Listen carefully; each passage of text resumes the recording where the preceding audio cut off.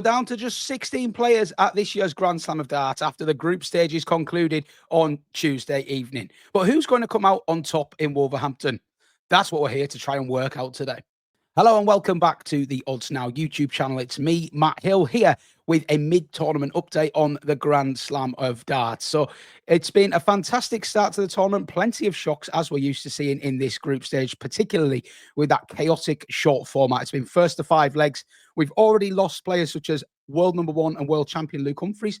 Michael van Gerwen crashed out at the group stage for the first time in 10 years, and plenty of other big names have followed as well. But we do have some familiar names still there at the top of the market. And what I'm going to do first of all is get that betting market running across the bottom of your screen so you can see what's what. Now, I'm speaking here on Wednesday morning here in the UK. So just ahead of the knockouts getting started, Luke Littler is a red-hot 7-4 favourite to lift the Grand Slam of Darts title. He's cruised through the groups with 3 wins out of 3. Following him in the market is Gary Anderson at 11-2. The Flying Scotsman has also looked imperious going through that group of Van Gerwen's alongside Ryan Joyce in second, but he's won all 3 of his matches as well with a minimum of fuss, and he was particularly impressive, I thought, in grinding it out against Van Gerwen. Following Anderson, we have quite a big leap in the market up to Rob Cross at 11-1. Danny Noppert is 12-1. Then we have Jan van Veen, who's topped the group of death, despite being the outsider of 4. He's 14-1. Stephen Bunton is a 16-1 chance. Then you're into 18-1 Ross Smith, 20-1 Mike De Decker, 20-1 James Wade, 20-1 Richie Edhouse, and it's 22-1 or bigger for the remainder, all the way out to Mickey Mansell, who is our 90-1 outsider. Now, we've seen plenty of outsiders winning tournaments recently. Is Mickey Mansell going to extend that run? I'm not so sure, but I'm not going to rule anything out. I've learned better than in the last few weeks to rule out things that seem improbable. Now, what I'm going to do here is take those odds off and bring up onto the screen the last 16 bracket. This is the route to glory over the next few days. And as you can see there, the second round is to be played across Tuesday and Wednesday evening. These are best of 19 leg games now, so effectively a first to 10 legs. Then the quarterfinals, that steps up in format significantly. These are played across Friday and Saturday evening, 2 games a night, and they will be best of 31 legs, so a race to 16. Same applies for the semis, which will be played on Sunday afternoon, and then the final again, another best of 31 leg clash on Sunday evening. So stamina is going to be a key factor in this as well. Concentration, potentially experience, but we shall see how things pan out. Now, what you may notice straight away, Littler and Anderson, the 2 favourites in the betting by a significant margin, are both in the bottom half of that draw. They're going to meet, if they both get that far, in the semi-finals. So that instantly, from a betting perspective, means we may have some value to unearth at the top of the market if we can work out who the value is. So I'm going to go through these games one by one, effectively, give you my thoughts on each of the second round ties and who I would fancy to come through them or whose value. And then we'll just make some fun predictions for the remainder of the tournament. Obviously, you get 1 or 2 wrong, you can end up looking very silly if you try and go all the way through to the quarters, semis, and finals. But we will do it for a bit of fun. I don't mind getting a bit of egg on my face. So, without further ado, let's jump into it. So the first 4 second round games are all taking place on Wednesday evening, this evening as I speak. So I start with James Wade versus Cameron Menzies.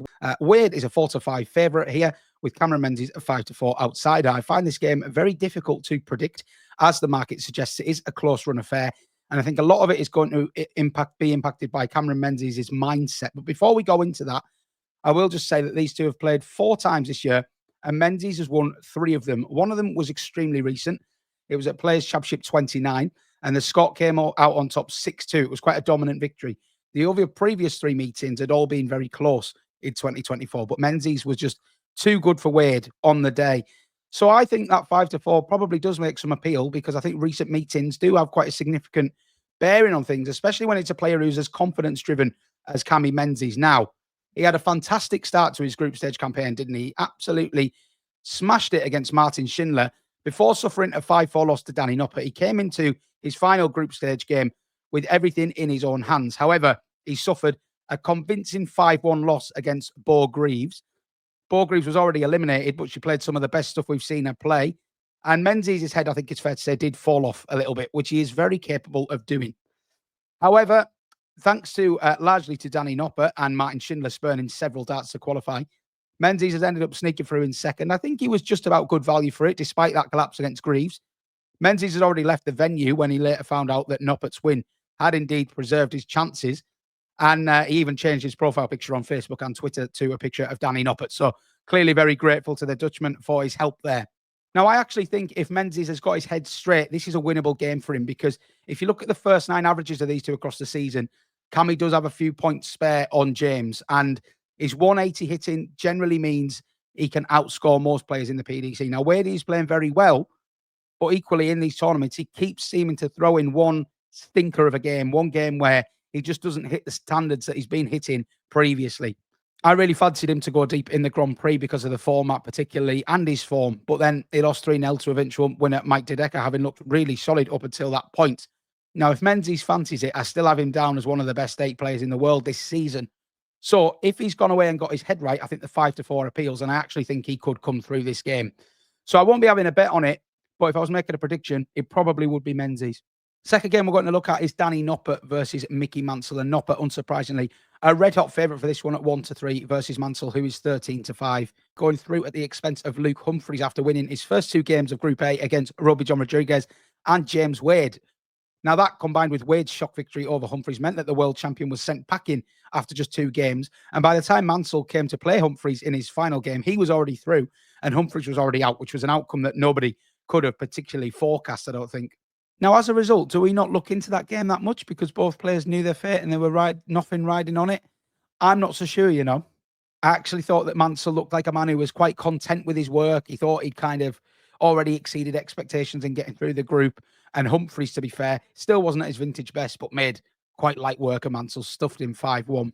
I would worry about Mansell facing somebody like Noppert over a best of 19 legs. Noppert is an absolute grinder. He's tough as nails. He doesn't give much away, and he's a sublime finisher. He's kind of like Mansell if you upgraded a few different areas of his game.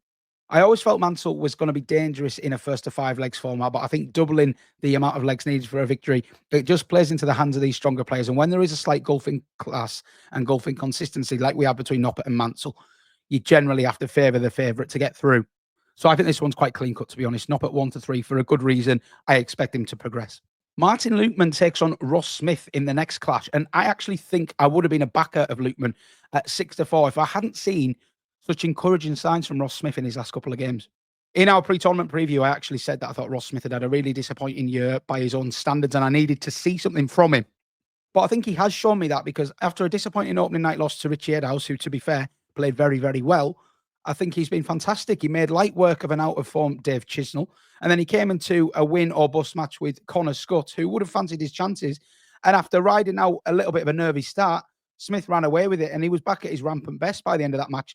His average was up towards a ton. His doubling looked really good, and the confidence seems to be creeping back into his game. Now, obviously, Ross Smith is a former European champion. When he's at his best, he is a very, very tough cookie to beat. Now, Martin Lukeman has impressed during the group stage. He was someone else we gave a favourable mention to in our pre-tournament preview. But now that you get into this longer format, when he's playing a tried and tested top 16 player, this is a big ask for someone like Smash. Now, he's more than capable. We've seen him do it on the European Tour. He's had a run to a final there. He's had some great victories over players at major tournaments. But I feel like Lukeman has to bring his A game, and it has to last for the entirety of the game if Ross Smith plays like he did against Connor Scott. There are some variables at play, admittedly. I don't quite trust Ross Smith with that consistency element of his game at the moment. I do think Martin Lukeman is a dangerous customer, but it's just something I saw with Ross Smith in the last couple of games where I just thought, you might be turning a corner there. And if he does, he's a very, very dangerous player. No bet for me, but Ross Smith to go through is the prediction. Next up, we have Richie Edhouse versus Rob Cross. This might be the game of the round for me. Richie Edhouse, 13-10. Rob Cross floating around that sort of 3-4 mark, 1.75-ish. Cross, a worthy favourite based on what he's achieved in the game, no doubt, and his pedigree. But on raw form, there is nobody in better nick than Richie Edhouse right now. In fact, if he wasn't called Richie Edhouse, if he was called Luke Humphries or Luke Littler, and we were looking at the numbers that he'd been posting in the last few weeks as a barometer of how well he's playing, he'd probably be favourite for this tournament. I think there's just an expectation that Edhouse is going to fall. But actually, he's been doing this for quite a while now, and I think this is a real tricky game for Cross. Now, this is where this entire half hinges for me, because I think if Cross does find a way past Edhouse, he's probably a worthy favourite to go all the way to the final. But I just wonder if this is the kind of game where Edhouse will enjoy it as an underdog, just going about his business in the usual way, cross, if he doesn't make a quick start, could find himself chasing. And it just has a feeling to me of a tough night at the office for Voltage. I can see plenty of people wanting to take the 13-10 about Richie Edhouse, and I would not be surprised at all if he comes through here.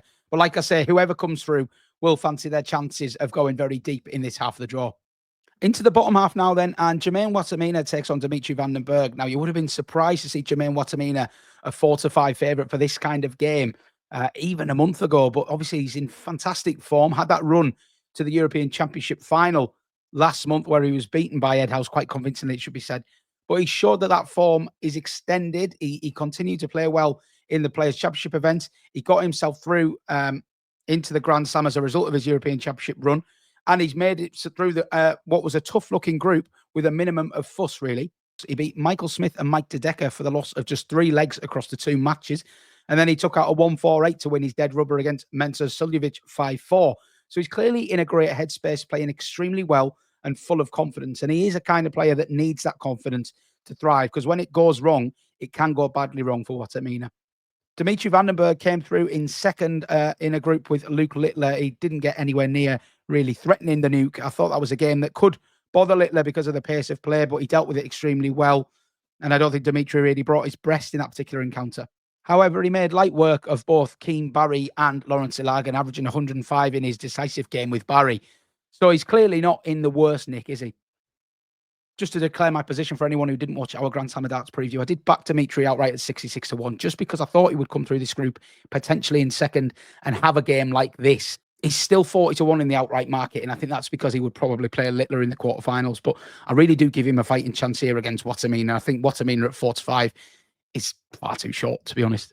Like, he can go and win this match at 4-5 and I won't be bothered at all. But Dimitri at 5-4, if I didn't already have an outright position on him, I would be taking that 5-4, because you've got to remember the difference in pace of play between these two is going to be huge.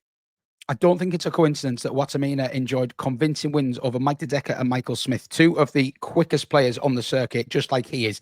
But when he played a slower player like Mensah, which would be a lot more comparable to the pace Dimitri van den Bergh will play, it was a real slog for him, and he just about got over the line.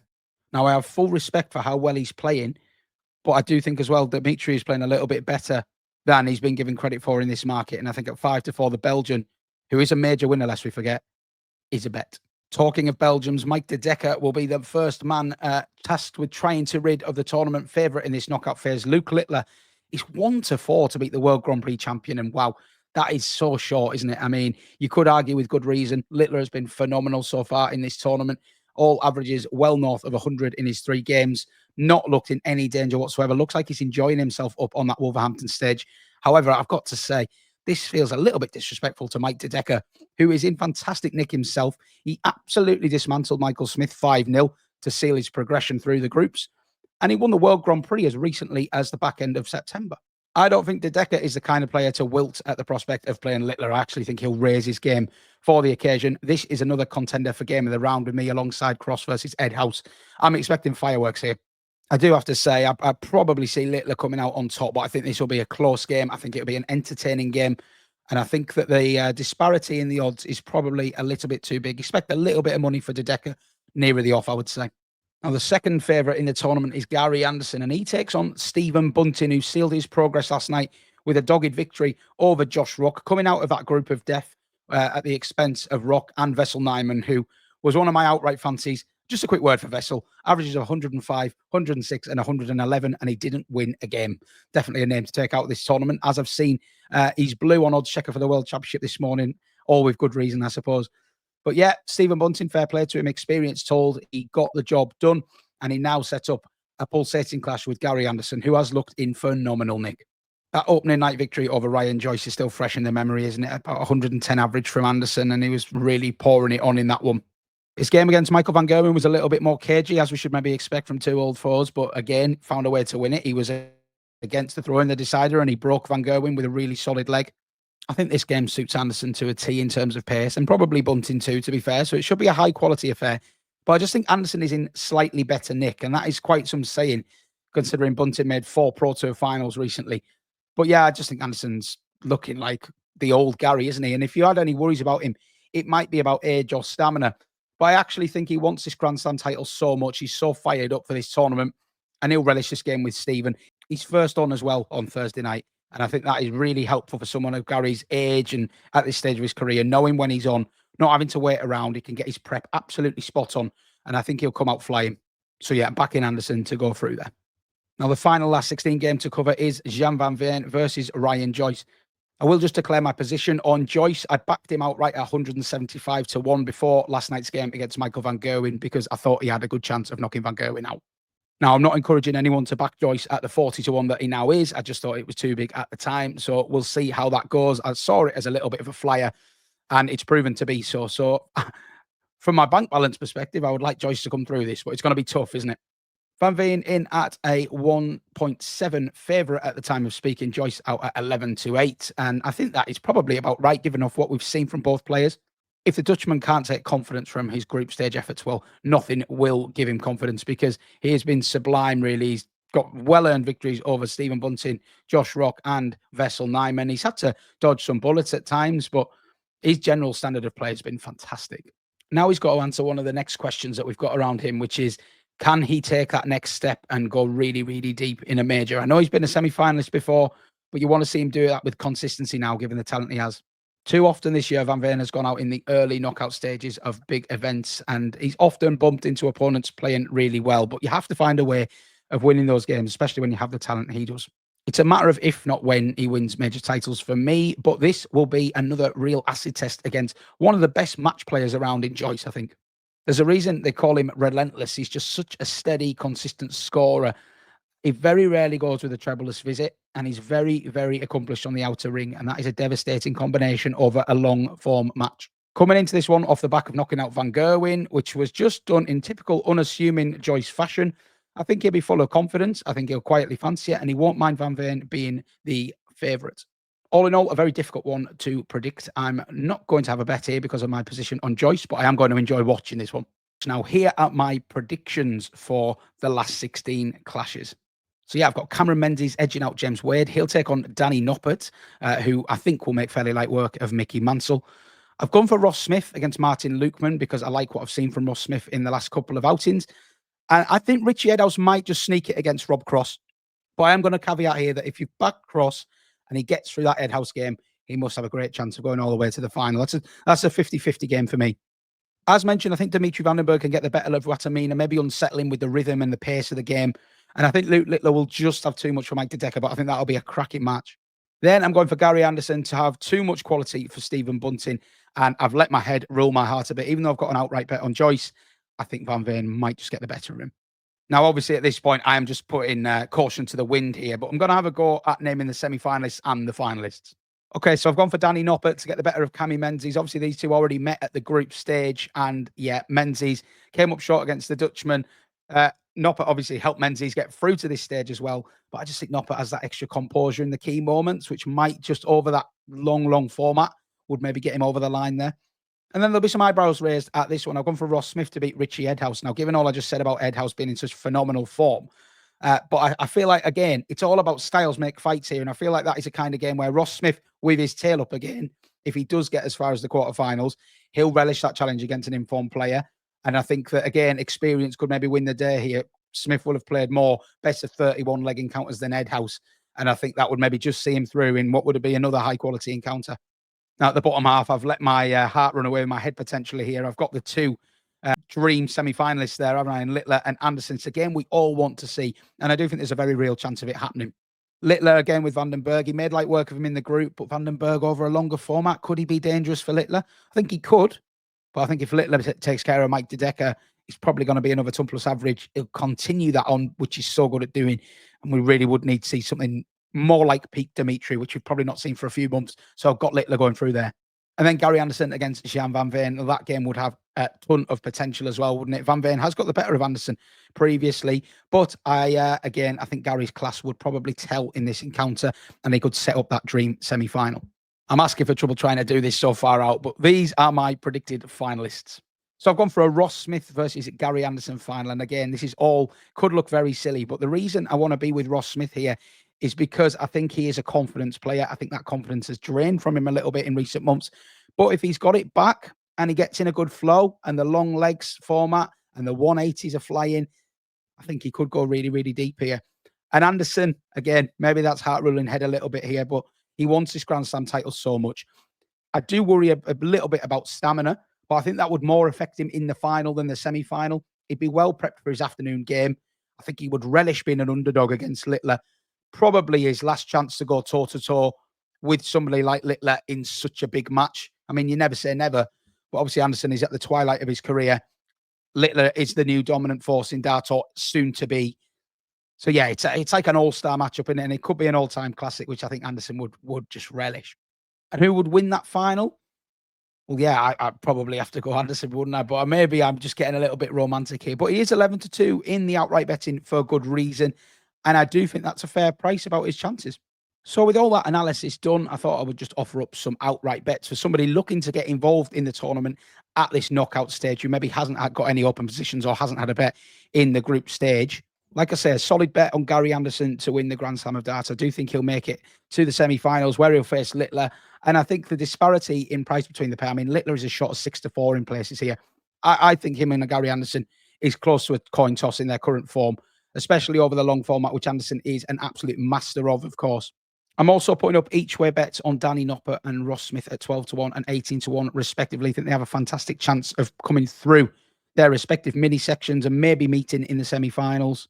Obviously, a lot that could change there with Rob Cross, Richie Edhouse, etc., all lurking. But I do think they were the two prices that stood out to me for a small each way poke. And then why not? You might as well have a fun couple of final forecasts for a very small stake. Noppert versus Anderson is 20-1, and Ross Smith versus Anderson, the one I predicted, is 22-1. So there we are then, my predictions for the remainder of the 2024 Grand Slam of Darts. Let me know who you think is going to lift the title in Wolverhampton later this week. Thanks for watching, and don't forget to subscribe to Odds Now for all the latest sports betting content and predictions.